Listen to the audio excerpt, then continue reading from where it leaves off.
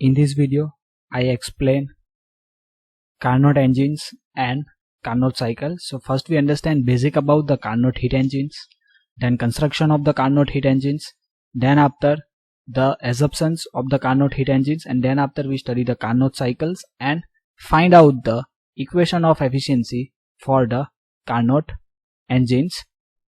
So first we understand basic about the Carnot heat engines and Carnot cycles. A Carnot cycle is a hypothetical cycle and it consists of 4 processes. Means in a Carnot cycle there is a 4 different processes there, and out of these 4 processes, 2 processes are reversible isothermal process. Isothermal means the constant temperature process, means in a 2 process the temperature remains constant, and 2 reversible adiabatic process. Adiabatic means it is the heat rejection is equal to 0. It is called as the adiabatic process. Means during the 2 process temperature is constant, and during the 2 process the heat rejection is equal to 0. The Carnot cycle was proposed in 1824 by French engineers, and its name is the Sadi-Carnot. From these names the name is given to the cycle, means from the name of the engineers. The engineer name is the Sadi-Carnot. So from that the name is given Carnot cycles and the Carnot heat engine. Since all the processes are individually reversible, means here the 4 processes are there and 4 processes are individually reversibles. Consider the piston cylinder arrangement to understand the working of an engine on the Carnot cycle as shown in these figures. Now in this figure here you see this is the cylinders, okay, and inside the cylinders the piston is provided.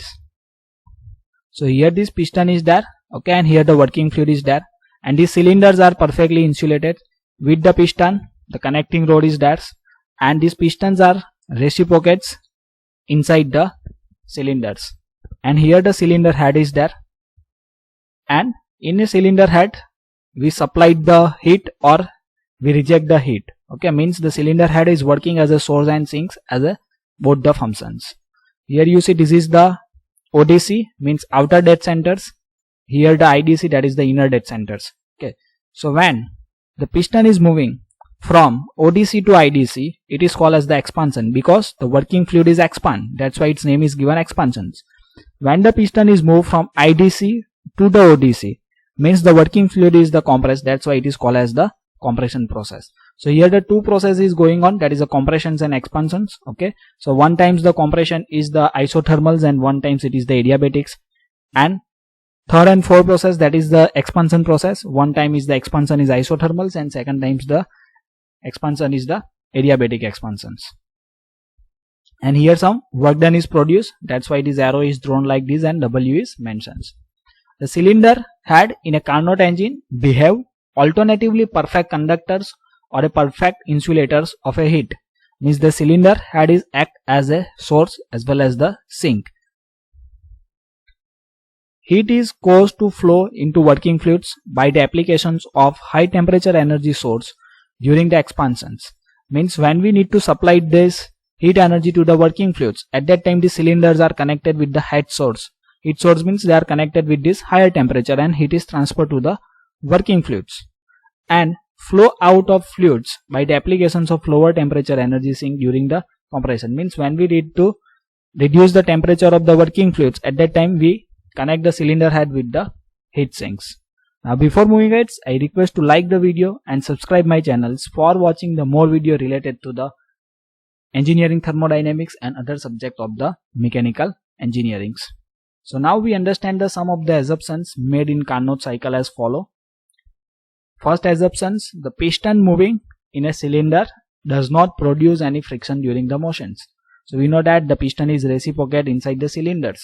Okay, so when there is a reciprocation motion is that is a frictions and wear and tear is there, but we consider that does not produce any frictions. Second, the cylinder head is arranged such a way that it can be perfect heat conductors or a perfect heat insulators. Means they transfer the heat and they are not transfer the heat. The wall of cylinder and the pistons are considered as a perfect insulators of a heat. So here you see that in diagram we mentioned cylinder is perfect insulations. When it is a perfectly insulated, that means it is no heat is rejected to the atmosphere.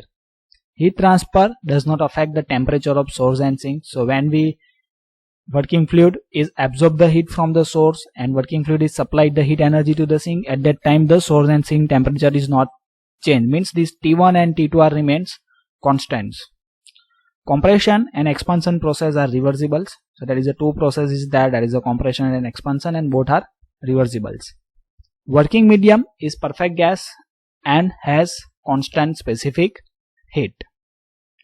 Now, so this is the basic introductions and assumptions is over. Now we focus on the different four process of the Carnot cycles. The four process are as shown in these figures and explained as follow. So first we mention the process 1 to 2, and 1 to 2 process name is reversible isothermal expansions. So what is the meaning of isothermal? Isothermal means it is the constant temperatures, and expansion means the pressure of the working fluid is reduced and the volume is increased. It is called as the expansion process. Okay, so when the expansion is going on, at that time the working fluid temperature is remains constant because it is the isothermal expansion is there. Okay, so during this process the heat is supplied to the working fluids at the constant temperatures, and temperature is T1. Okay, means during this 1 to 2 process this heat source is connected with the cylinder head. Okay, and cylinder head is supplied the heat energy to the working fluids. So working fluid is start to expand. Okay, and this is achieved by bringing the heat source in a contact with the cylinder head that I already explained. The fluid expands isothermally. Isothermally means it is a constant temperatures. Now we draw the 1 to 2 process on the PV diagram. So on a y-axis we mention the pressure, on the x-axis we mention the volume. Okay, so when the expansion is start when the pressure is higher. Okay, so point number 1 is coming on the upper side, means here the point number 1. Okay, so that is a expansion is there. Expansion means when the expansion of the any fluid is going on, at that time the pressure is reduced. Okay, and the volume is increased. So here you see this is the point 1, this is the point 2. So point 1 is above the point 2, means pressure is higher. Okay, so here you see this P1 is higher than the P2, means at this point the pressure is 0. When we moving in upper direction, value of the pressure is increased. Suppose at the P1 point the pressure is 20 bar and at the P2 point pressure is the 8 bar. Okay, same way we take the projections of the 1 and 2 point on the x-axis. So here we get the V1. Okay, here the value of the volume is 0. So when we moving on the right side, value of the volume is increased. So here you see this V2 is the right sides from this 0 point. Okay, and the V1 is also right side but near to the 0, means V2 is higher than the V1. And here we mentioned that this process is reversible isothermals. So when the reversible isothermal process is there, that means the PV is equal to C. Now at this expansion process, what happens, the work done is produced. Okay, so work done by the system during the process 1 to 2, or heat addition is given by, means during this process we supplied heat energy to the working fluids, and at that time the work is also produced. Okay, so we say that it is a how amount of the heat is added and how amount of the work is produced. Okay, so how we mention this equation? We mention that is a Q is equal to work done for 1 to 2 process is equal to P1 V1's ln V2 upon V1. Okay, and we know that the P1 V1 is also written as the MRT according to the perfect gas equations. So this P1 V1 is replaced by the MRT1. So this is the equation number 1 for the process 1, means here Q and W both are mentioned. Q means heat supply, work done, W means the work done produced. Now we move towards the second process.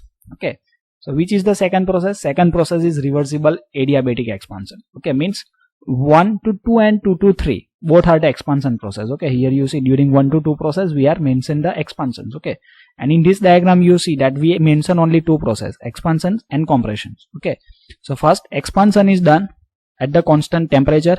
Second times the expansion done at the adiabatic. Adiabatic means heat rejection is equal to 0, means Q is equal to 0, either heat supplied or a heat rejection is 0.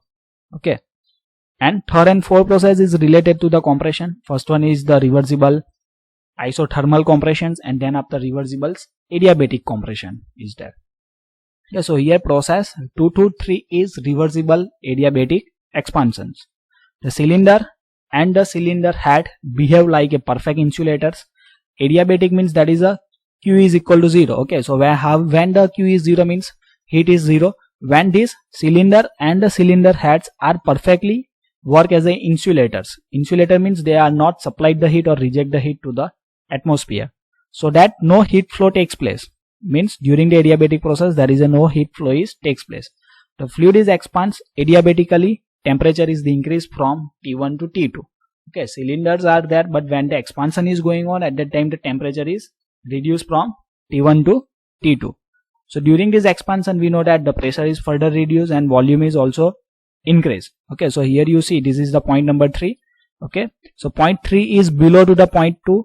Okay, so here P2 pressure is there, suppose it is 8 bar, and P3 is come to the 1 bar, and point 3 is right side, means the volume is increased from V2 to V3. Okay, and here we mention reversible adiabatic process, that's why PV raised to gamma is equal to constants. Okay, now what is the equations? That is a work done by system during the process 2 to 3 is given by. So during this process heat interaction is 0. Okay, but only work done is produced, that why here only work done is mentioned. Okay, that means work done 2 to 3 process is equal to P2V2 minus P3V3 upon gamma minus 1, and this equation is also written as that the MCV T1 minus T2. How it is written? So we know that the PV is equal to MRT. Okay, so this MR is taken commons, and R upon gamma minus 1 is also written as the CV. That's why this equation is mentioned. So this is the equations number 2. Now next is the process 3. Okay, so third process is the process 3 to 4, and it is reversible isothermal compression, means 2 part of the expansion is over. Okay, now we focus on the compression. So during the compression the piston is moved from the IDC to the ODC, means inner dead centers to the outer dead centers. The heat is rejected from the working fluid at constant temperature T2. Okay, so here we studied that is a compressions and the isothermal. Isothermal means the temperature is remains constant, and in a compression what happened? The pressure of the fluid is increased and the volume is reduced. So this is achieved by bringing the heat sinks in a contact with the cylinder heads. Okay, so here we need to connect with the sink. Okay, so when the expansion is going on, at that time the cylinder head is connected with the heat source. Okay, but when the compression is going on, at that time the cylinder head is connected with the sink. The fluid compressed isothermally, means the fluid is compressed at the constant temperatures. Now we draw these compression lines on the PV diagram. So here you see this, the pressure is increased and volume is reduced. That means we need to move in upper directions and the left side. So this is the point number 4. So we see that the point number 4 is about the point 3, means pressure is increased, and the point 4 is the left side to the point 3, means the volume is reduced, and it is the reversible isothermal, means PV is equal to constants. So during this process, work done on the system during the process 3 to 4 or heat rejection is given by, because they are connected with the sink, means some heat is also rejected and work is consumed by the piston. So when the compression is going on, at that time we need to supply some work. Okay, that means here mention work done on the system, means we are supplying the work to the systems. Okay, during the expansion the work is produced. So Q2 is equal to W3 to 4 is equal to P3V3 ln V3 upon V4, or this equation is also written like this because the P3V3 is equal to MRT. Okay, so it is MRT2. Why T2 is mentioned? Because when we draw the TS diagram, only the 2 temperature is coming, because the 2 is the isothermal process. Okay, so when we draw the TS diagram, it is the one rectangle. Okay, rectangle, one point is start from left side, then 2, 3 and 4. That's why we mention only T1 and T2 temperatures. Now the fourth process, that is a 4 to 1. It is reversible adiabatic compressions, means compression is done but the heat interaction is 0, means Q is equal to 0. The cylinder and the cylinder head behave like the perfect insulators, so that no heat flow takes place, means the cylinder and cylinder head are perfectly insulated, means Q is equal to 0. That is a no heat interactions to and from the systems. The fluid compress adiabatically and temperature of the fluid is increased from T2 to T1. So we know that when we do the compression, the temperature is increased and the pressure is also increased and volume is reduced. So work done on the system during the process 4 to 1 is given by this equation. That is a W 4 to 1, that is a P1V1 minus P4V4 upon gamma minus 1. So we know that the PV is written as the MRT, okay, and R upon gamma minus 1 is written as the CV. Now here we draw the process, so we need to close the cycle, that is 4 to 1, okay. So we see here that the pressure is increased from P4 to P1 and the volume is reduced from V4 to V1 because this one point is the left side from the point 4, that is the reversible adiabatic PV raised to gamma is equal to constant. So here equation number 3.9 is mentioned, but we consider it is the equation number 4.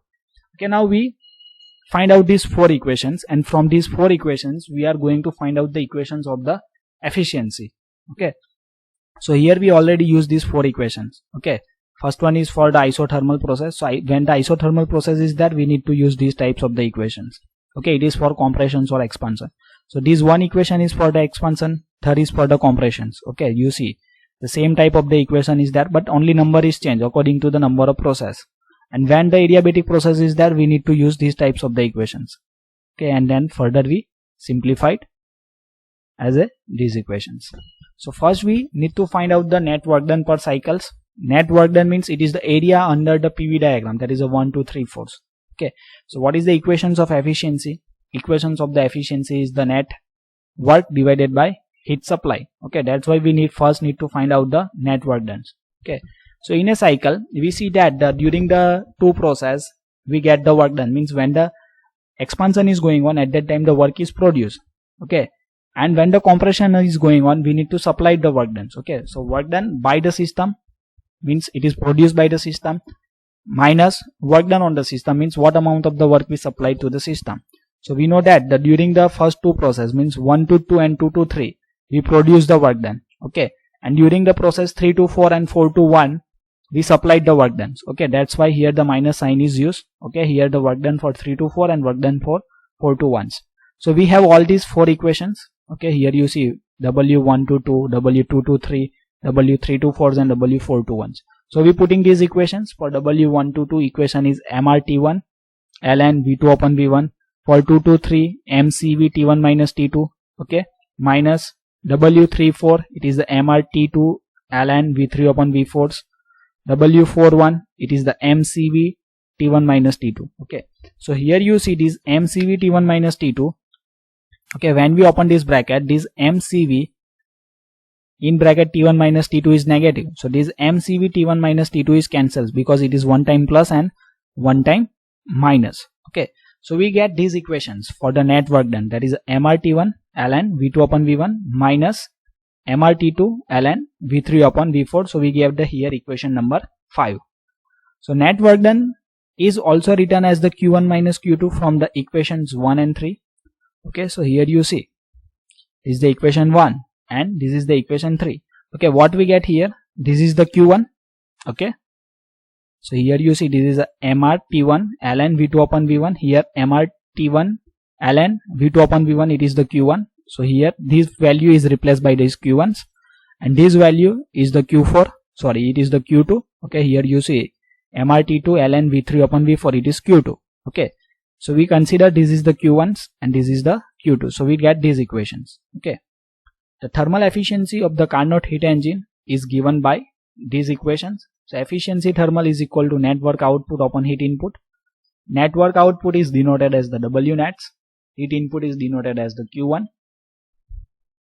So what is the net work? That is the MRT1 ln V2 minus V1, MRT2 ln V3 upon V4.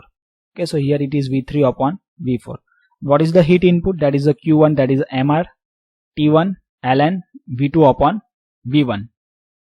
Okay, so from this upper side we take the MR common. Okay, so in lower side MR is also there, so this MR is cancels and remaining part is the T1 ln V2 upon V1 minus T2 ln V3 upon V4 divided by T1 ln V2 upon V1.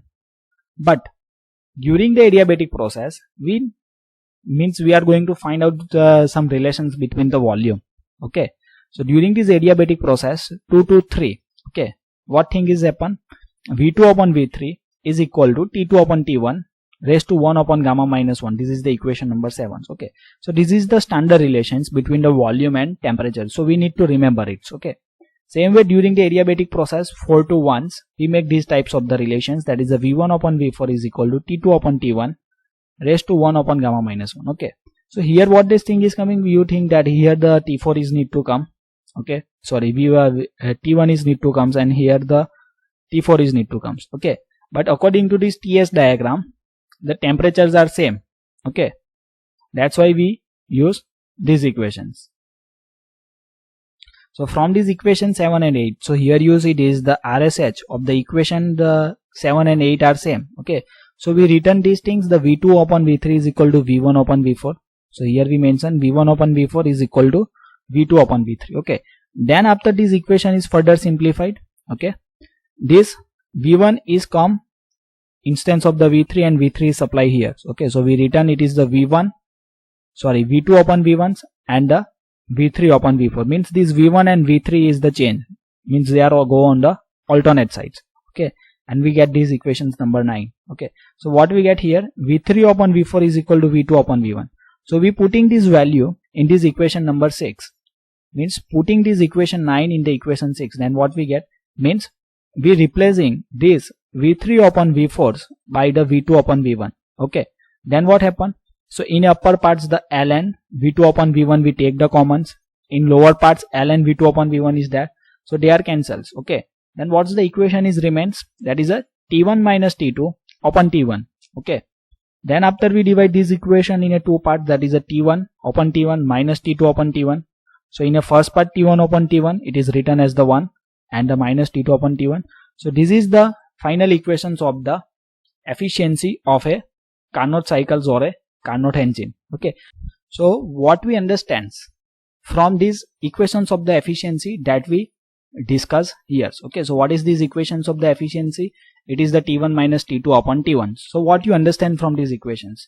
So efficiency is independent of the working fluids, means which type of the working fluids, it is not depends on, efficiency is not depend on the which type of the working fluid is used, and depends upon the temperatures of the source and sinks, means they are not depend on the working fluids, they are only depends on the temperatures of the source and sinks. We know that is a T1 is the source temperature and T2 is the sink temperatures.